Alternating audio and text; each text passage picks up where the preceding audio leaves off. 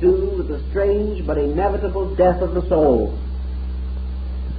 Even the great god Re himself could not withstand the sorcery of Isis.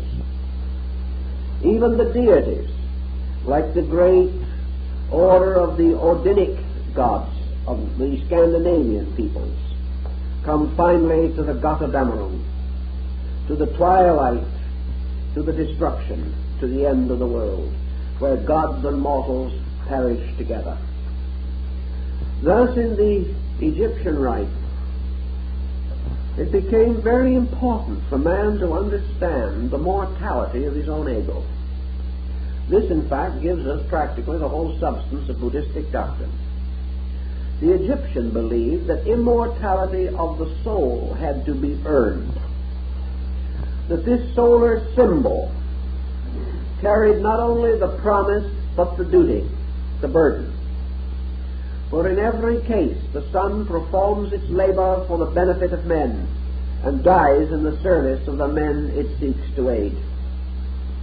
Just as the sun at night goes into darkness to the underworld, just as the annual sun in the precessional motion comes finally to winter and dies, just as the sun in the great Platonic year moves through the alternative periods of fertility and sterility, so always life follows death, death follows life forever. The ancient was a fatalist on this particular point. But when everything seemed to die, the time came to remember its birth. When everything was born, it was then timely to remember that it must die. Always we should remember the opposite, because each of these stages is bound completely with the other. Therefore, in the effort to understand these strange rites, ancient man began to contemplate the very thought that we have in the Bible. There are two statements in different parts of the Old Testament which are interesting. One says, "The soul that sinneth it shall die," and the other says, "But the spirit shall return to God who gave it." Therefore, the soul and the spirit are not the same thing. The soul is the splendid light of the revealed sun. The soul in man is the witness to the Father. The soul in man speaks through Osiris, another solar mystery god.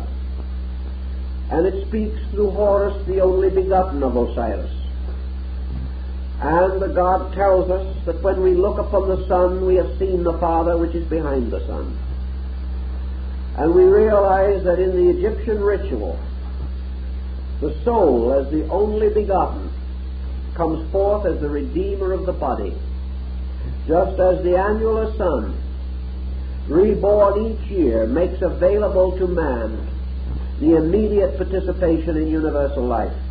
The Egyptian was fully aware that all the life in space did not come from our sun. He also was aware of the fact that the sun as we see it was not the source of life. It was merely the one who comes forth, the witness. It is the voice crying in the wilderness, "Prepare the way of the Lord." So the sun becomes the symbol of the evangelist, the manifestor, the witness. And it is the perpetual reminder that even the light of the sun, like the flame of the lamp, bears witness to a deep and mysterious fuel, and the light can blaze no longer than the fuel provides. So in Egypt, behind the great sun mystery of Re Kapura, we have something else, the dark mystery of the great old gods, the ones who never were revealed, upon whose faces the light of the sun never shone. They were the first, the only one, the Sebi, the ones who remained in darkness, in their mysterious abode of the eternal north, where the path of the sun never came. And these dark gods were the gods of space and eternity. and this space in eternity remote and wonderful, eternal and unconditioned, continued on its way through all duration, until from out of the darkness of this profundity burst forth the symbolic symbol or the symbolic form of the solar mystery. The Son, therefore, came to bind heaven and earth, came to unbind heaven and earth, for such were the powers of the Pontifex Maximus, that they shall bind and they shall unbind, and such were the ancient ritual terms. But the Son mystery brought the dark light or the dark life of the supreme cause into manifestation. And it also lifted up men, for its rays ended in hands, drawing them into the light. For as the sun draws water, so the mysterious soul sun draws souls upward out of darkness. And souls buried in the earth, like the grain, are brought into release, into spiritual manifestation through the mystery of the Eucharist. And the Eucharist, in this case, is actually the power of water and fire, or sun and moisture. For by partaking of the mystery of the sun and moon, by partaking of the strange Eucharist described at the time of its first establishment by Melchizedek, priest of Salem, we know that there was the mystery of the corn, the wine, and the oil. And in this we find again the Eucharist performed at the Last Supper by Jesus and his disciples. For the bread became the symbol of the corn or the grain. The wine was in the cup of the sacrament. But where was the oil of Melchizedek, the most mysterious factor of all?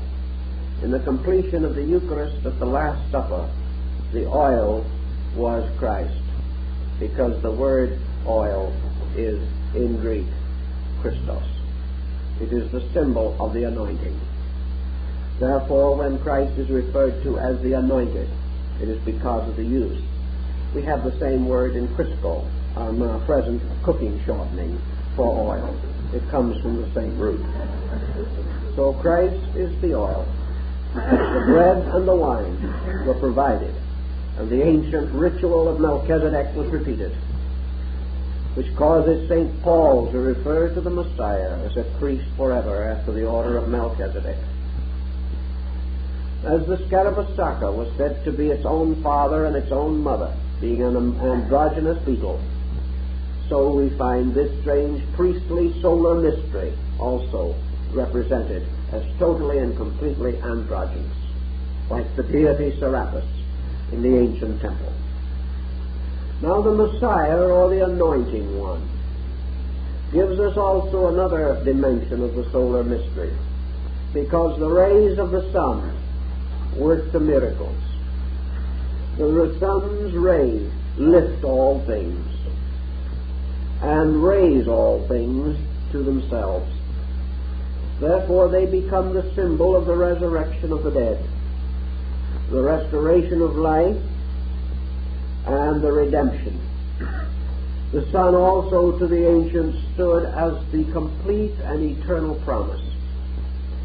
It revealed to men in those days that the power of God could not fail, that the mystery went on forever, and that for always and forever there was light, and this light was the light of men. And this light came into the world, and the world knew it not, because it could not recognize the mystery of the solar power.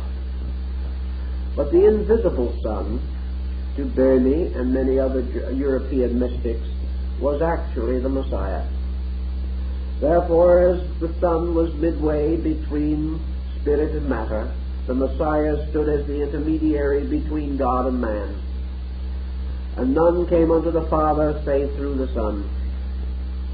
This mystery goes on. We find it in the Druid rituals. We find it everywhere we seek to understand the power of salvation and of life. All of which causes us to wonder whether much of our symbolism has not actually come down to us from the very old patterns of things. We do not understand the symbols today in this context.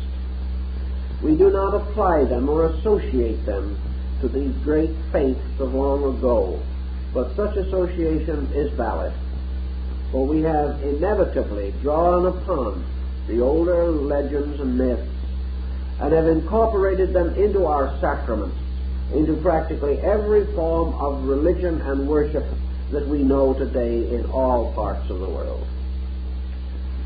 If this be true then, and there is no doubt that it is true, we must wonder how far we can carry the analogy safely.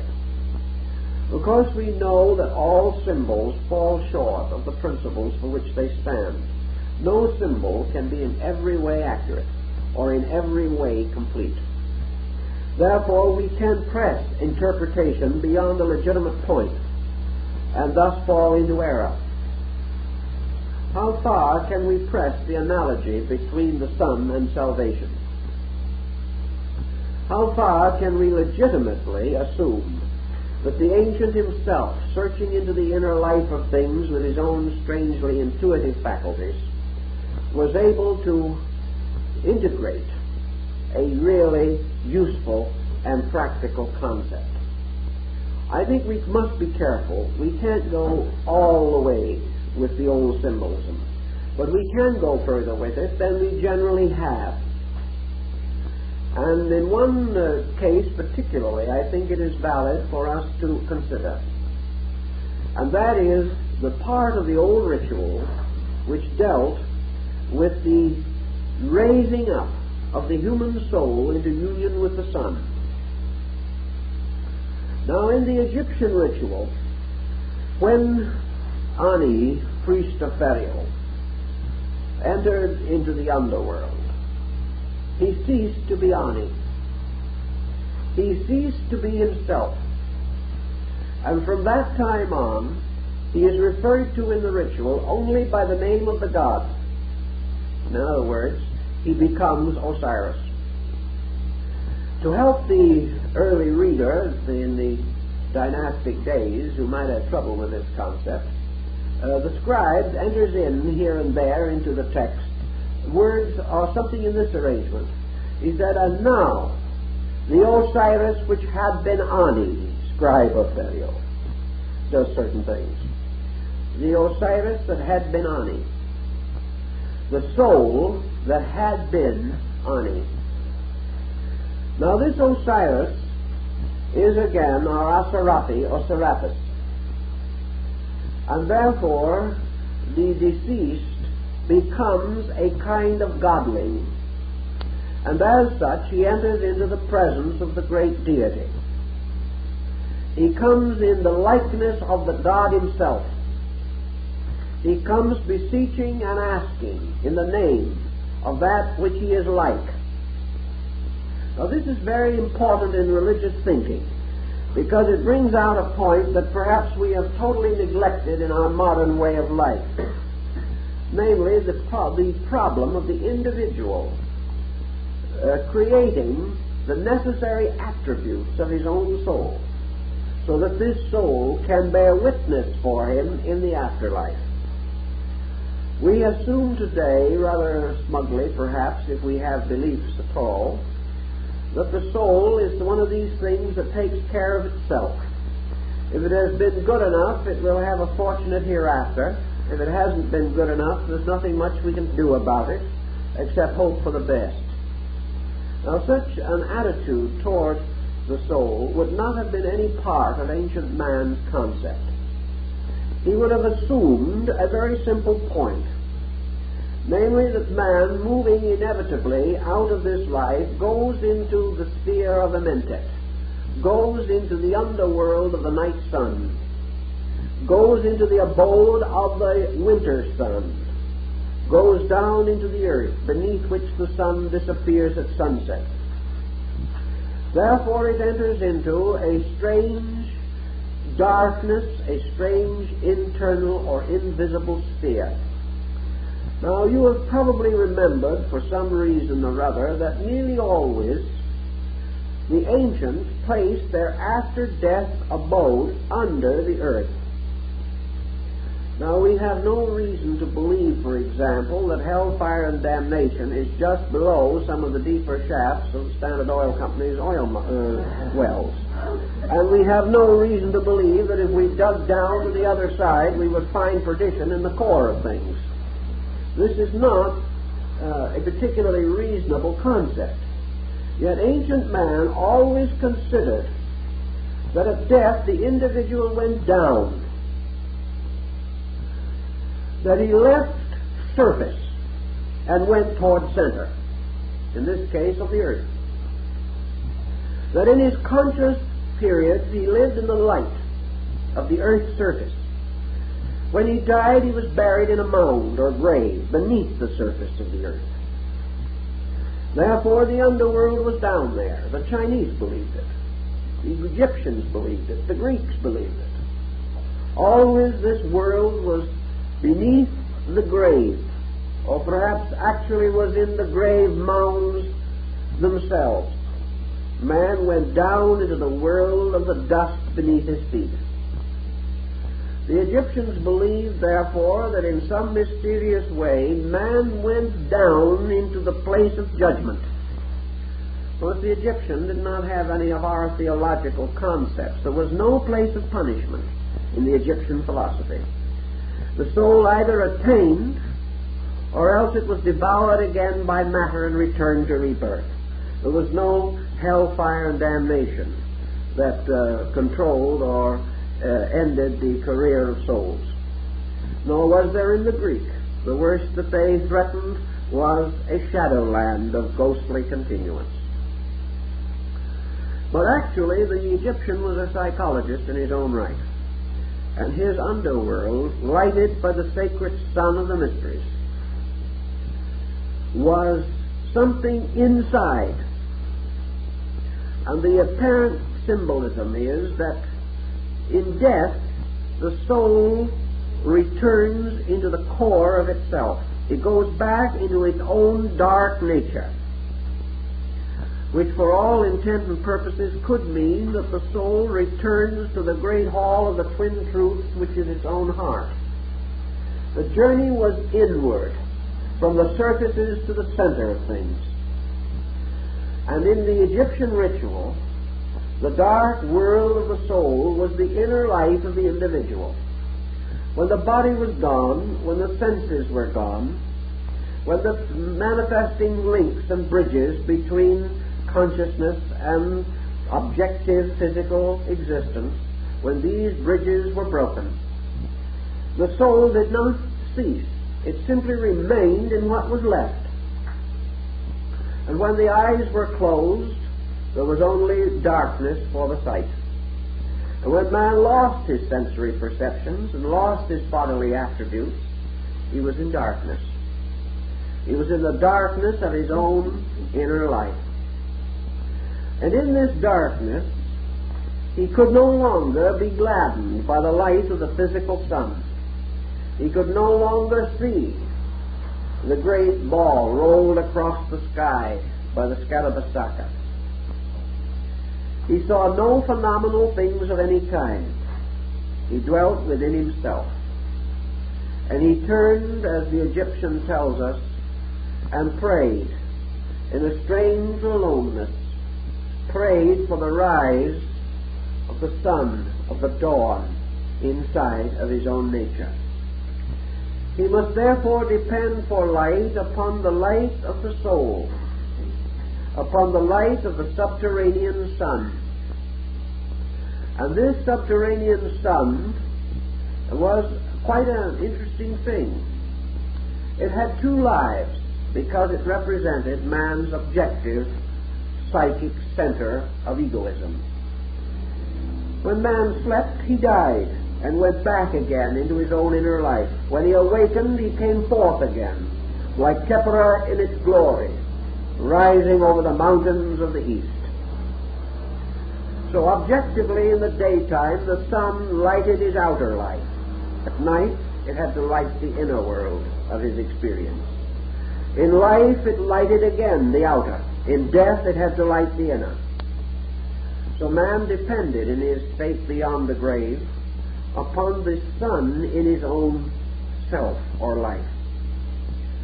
Now, as the physical globe of the sun represented our objective consciousness, so the mysterious power behind the visible symbol, the soul sun, represented man's internal psychic existence. And the Egyptian was very much concerned with making sure that the sun of the soul shone brightly in the darkness of the inner life. It must be brilliant and strong that the plains of Alu may not be in darkness. Now, these planes are these little things that psychologists refer to as our introversional areas of activity. The individual extroverts in life. In death, he introverts. In life, he pours forth out of himself. In death, he returns again to live with himself, to live with the qualities and principles and attributes which are peculiarly his own. And there he comes upon the God of the mysteries. For if he explores the underworld and is faithful and moves through this labyrinth of mysterious tests and trials, he comes finally to the sanctuary, to that temple which is the house of hidden places, ruled over by the master of the secret house. And here he comes into the presence of the midnight sun, the internal sun. He sees then within his consciousness a sun blazing in the firmament. And according to the Egyptian, he has a strange experience. For just as surely as materially and physically, when he opens his eyes, he sees a vast world around him, so psychically and mystically, when within his own nature he opens his eyes, he sees a vast universe within him that extends as far and as wonderful as the world around us seems to be. And in this inner mystery, there comes the rising of the sun in glory. And the Egyptian represented this in the state of the blessed soul in contemplation, seated quietly in adoration of the great gods. The soul suddenly sees the dawn of the disk of the sun, and Keppra suddenly opens its wings, filling the sky with iridescent light. This is the soul of the mysteries, which the ancients considered as the messianic sun. This is the sun in the soul, which is for the salvation of men. And this sun in the soul has to be earned, it has to be made possible. For when it comes, when it rises, it bestows immortality. For as the ritual of Egypt says, there can be no death when the sun in its risings bestoweth its light. So immortality is the rising of the sun of the soul, or the messianic sun in man. If, therefore, we remember the remarks made by Paracelsus, which we've discussed in a previous series, he said there were three suns, one that lighted the body, one that lighted the soul, and one that lighted the spirit. This would be in conformity with the old mysteries, and he probably learned this in Constantinople. In any event, the soul sun is the Messiah, which is for the salvation of the nations. It is the sun of the soul rising over the body. For the final victory to the Egyptians was not the victory of good over evil. This was important, but this was covered more or less by the great negative confession of faith, in which the virtues of the deceased were clearly enumerated. It was not the victory of even light over darkness. It was the victory of life over death. It was the total victory in the consciousness of man. It was the entry of the soul into the awareness of the everlastingness. It was man suddenly knowing, by the rising of the dawn light of aurora, knowing his own immortality, knowing his own eternity, and dedicating himself to the service of the greater in the presence of the lesser. Thus, Kepler in his rising really brings the light of internal truth to man. And illumination, as it is termed in mysticism, or cosmic consciousness, was known to the Egyptians as, of course, the rising of Kepler, or the great Scarabaeus, over the horizon. For it was the blaze of light that lighted not merely the outer forms of things, but the inner structure of them, so that their bodies were full of light. And that this light and this life was the assurance of eternal continuance. To achieve this end, therefore, the individual had to not only make his peace with the gods that rule the world, he had not only to give unto Caesar the things that are Caesar's, he had also to make his offering to the sun in its rising. And among the old manuscripts, one papyrus to the Queen Mother of one of the ancient pharaohs is very beautiful, because we learn from it so much of the philosophy of these people, something that we know so little about, unfortunately. And we learn from these fragments the tremendous challenge of man seeking the path of light in his own soul. Not merely just doing good, but the strange state of being good. Not only performing all the different rituals and rites that are indicated by our laws, our customs, and our traditions, but more than this, the searching after the experience of the rising of the sun. That in some way, while we live, we must have some pre-awareness of this coming of the great light of the world. For this coming of the great light is the restoration of the martyred God. And it is brought about by the dedication of man to the experience of the light seeker. The orders of the quest in medieval chivalry emphasize this older philosophy very clearly. So always the point throughout life was that the Egyptian, even while he lived, was ever mindful, waiting, hoping for the coming or rising of the inner sun. And he knew the rising of this sun by various ways, most important perhaps being that it brought with it the light of peace. The rising of the sun of truth inside of man is always marked by the increase of internal awareness of value. Man gradually finds that this daybreak, this auroral dawn, as Bamey calls it, ends the strivings and the stress. It ends also the shocks that flesh is heir to.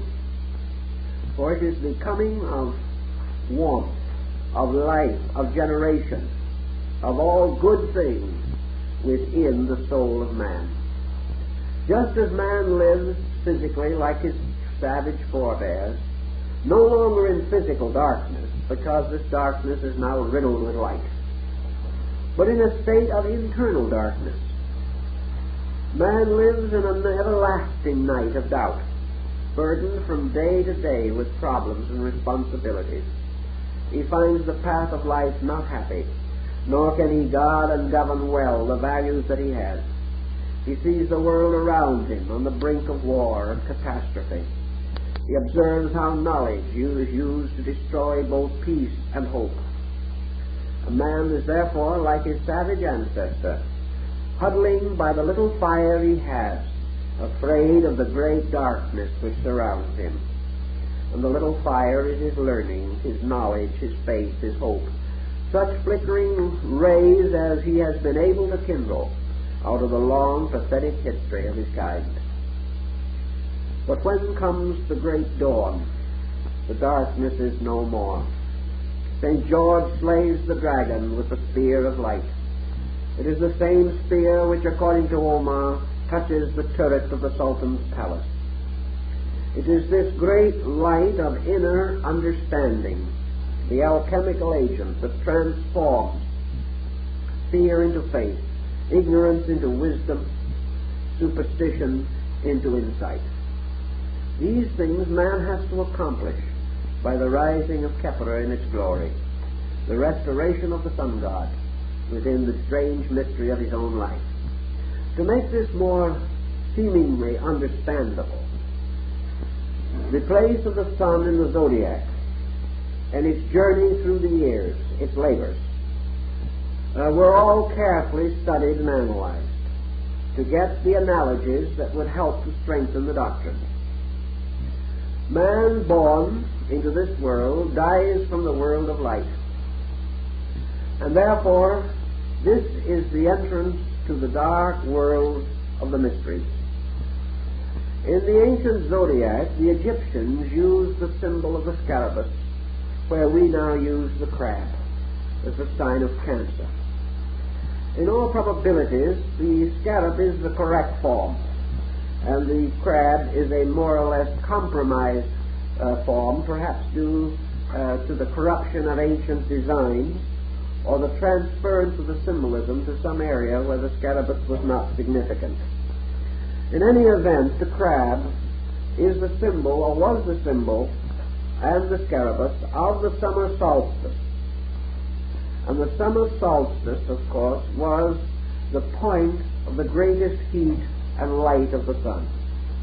Therefore, the sun took upon itself at that time in the precession of the equinoxes the body of Kepler, and the sun became the scarab in its glory.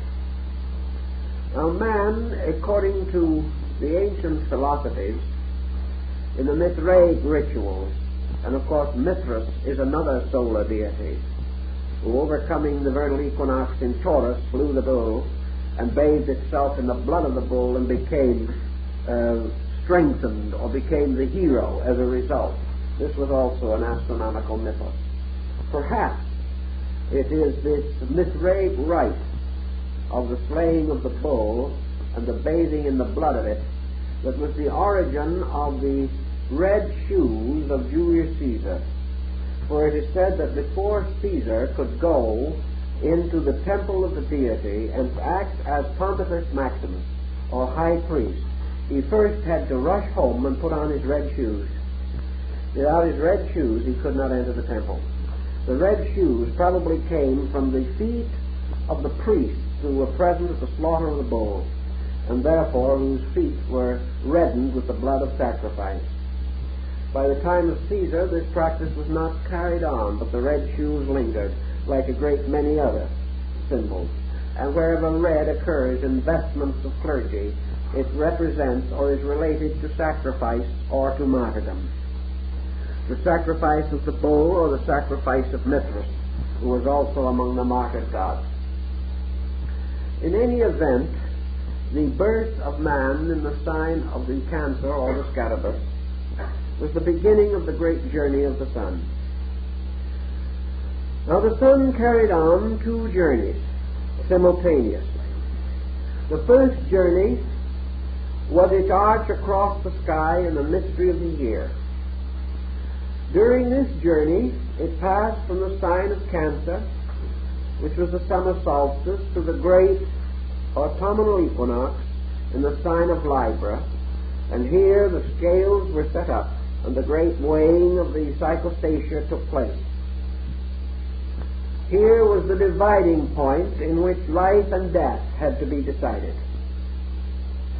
And the solar being going on courageously beyond the point of the autumnal equinox was set upon by the three fall months, representing in some instances the murderers or destroyers of the hero, or the circumstances of this destruction.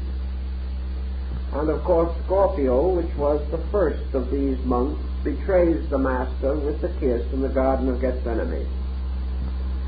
The continual ritual finally goes on till the winter solstice, which is ruled over by the symbol of death. And death, here standing with its scythe and hourglass, is the reaper of all things. And here at the winter solstice, the great sun god dies. He is betrayed. He is carried to the great place of the skull, which is called Golgotha. And here upon Calvarius, which is a naked skull, the cross presumably was erected. And here the sun god is crucified over the body and remains of Adam, the primordial being. Now at the winter solstice, the sun seems to stand still for 3 days. The old astronomers were unable to estimate any motion of the solar body for 3 days. Thus at the winter solstice it is said that the sun goes in or descends into the underworld and remains dead for 3 days. It therefore passes, in the terms of its energy, into the abode of the dead, or into the abode of souls. And there it remains for a certain period. It also remains in a strange processional, for in the sacred rite, the body of the dead sun god was carried in a procession which bore it from the winter solstice to the vernal equinox. A procession of 3 days, 3 degrees, 3 months, according to the different symbols that are associated with the various faiths. Here again the mystery of the 3 days is restored, for at the equinox also the sun is not observed to move for 3 days. And at the end of these 3 days, at the actual moment of the equinox, the sun is reborn, rising as Khepera in its glory, promising the return of fertility after the long darkness of winter, in which the sun sleepeth, and all men rest, and the earth is without light or nutrition. It is the problem of the long night in which life returns to the other world. After the vernal equinox, the sun marches in its splendor. It overcomes the ram. It rises above the power of the bull Apis. It comes under the power of the Dioscuri, Castor and Pollux, and again reaches its magnificent arch enthronement in the sign of the scarab. Now the Egyptians say that there was a mysticism to this. They pointed out, even in those ancient days, that when men die, they often, most usually, die in the night. And that when they die in the night, they most often die in that part of the night which just precedes the dawn. This is an old legend or an old fable. It is not necessarily universal, but the ancients believed that there was a certain tendency to a pattern here. They therefore further believed that in the so-called night part of the 24 hours of the day, or the night half of the 12 months of the year, the sun, by its mysteries, changed its vibratory pole. And therefore, while it is winter or darkness in the outer world, the sun becomes the particular illuminator of the inner life of things. Therefore, as man's objective concerns are advanced most rapidly in the period from the vernal equinox to the autumnal equinox, the diminishing of the physical sun is attended by the increase of the sun of the mystery, and therefore that man's internal life is strengthened most during the period when his material energies are least exalted. So the Egyptians considered the period from the autumnal equinox to the vernal equinox, through the winter solstice, to be the period of great soul building. It was here that man's inner strength became greater than his outer strength. It was here also that because of the darkness or winter that had fallen upon his world, his ordinary and common labors were not fruitful. He could not go out in the snow and do the tasks of planting and reaping. And remember, all these things began in the agrarian period of our culture. Therefore, in the wintertime, man had to remain under the shelter of whatever protection he had. He had to search for civilization in communion with those near to him. He had to invent and devise activities which were not similar to those of the summer. He could not hibernate like some animals. Thus we may say that man's material progress was advanced in the summer, and his intellectual growth was achieved in the winter. If there had been no winter, we might still be in the Stone Age, because the winter was the time which men had to fill with an activity that was not material.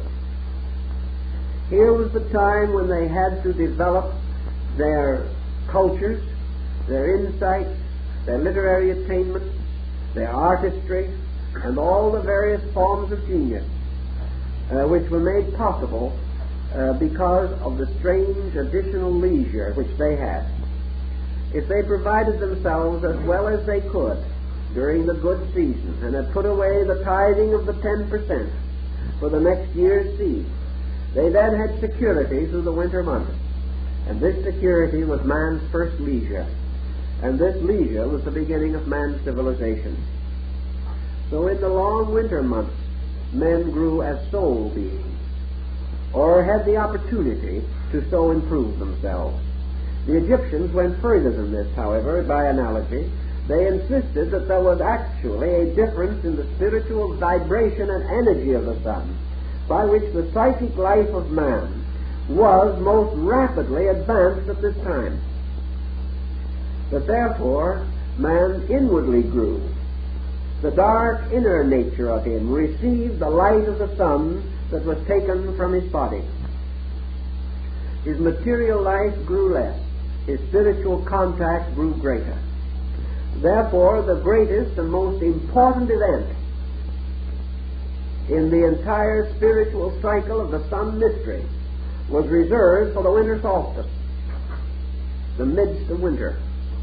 For it was at the winter solstice, in the darkness of man's own first internal neurotic existence, that the messianic mystery was born. It was in the midst of the darkness of his own inner life that the first rays of the sun of the messianic dispensation, the sotar of the gnosis, was first heralded, and the three winter signs as three wise men came to pay homage to the crib of the child. All of these point out that in the darkness of man's spiritual winter, the sun of the soul cast its greatest light. This was perfectly in conformity with the Egyptian ritual, and with also many of the teachings of the Greeks, Hindus, and Chinese. Thus we have something that perhaps is a little startling at first, but not as much so as you might imagine. For we have a strange belief in our daily living that through certain sorrows or through certain tribulations, the spiritual powers of man are quickened. But man never seeks light as much as when his darkness is the most difficult and dangerous. In this, therefore, we have the proper inducement. And if it be true, as the Egyptians said, that the sun's rays change their quality in the winter, so that they are attuned to the heart and soul focus rather than to the body focus, that in the winter the rays of the sun pierce through matter but do not quicken it, and enter into the psychic life of things. that in the winter half of the year, so to say, or the descending half or arc, all inner things are strengthened. In the outer part of the summer and spring and early fall months, the outer parts are strengthened.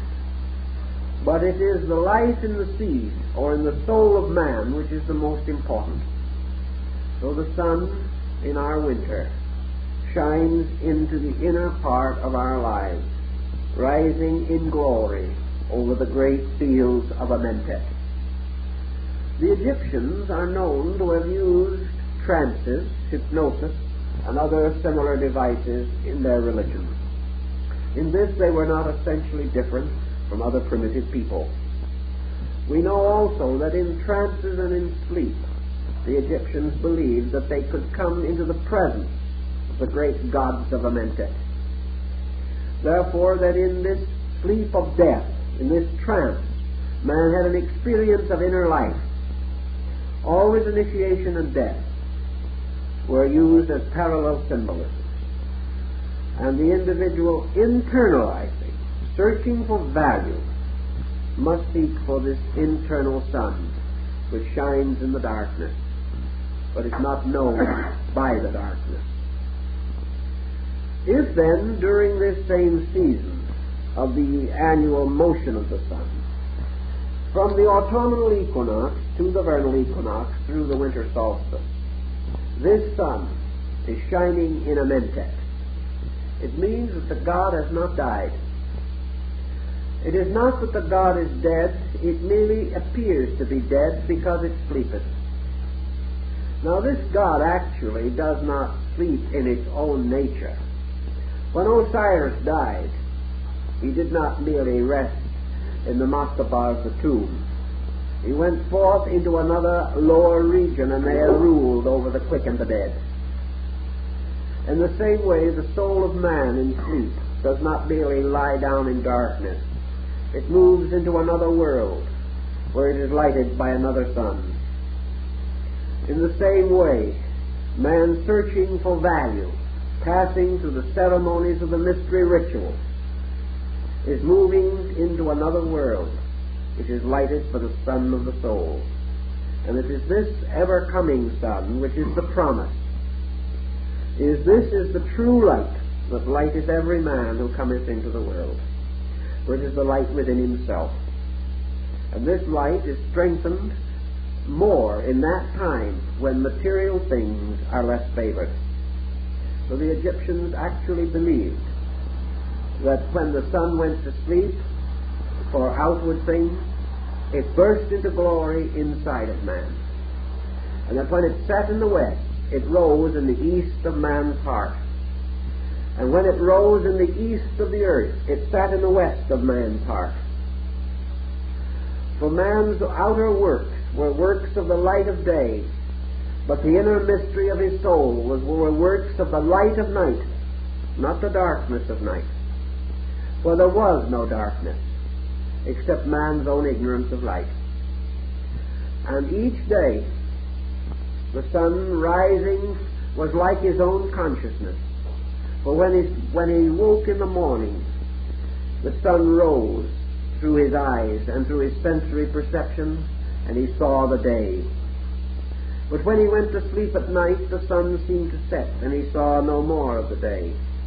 But the moment he was asleep, the Egyptians believed that he went into the world of another dawn. And here, within himself, the light continued to shine.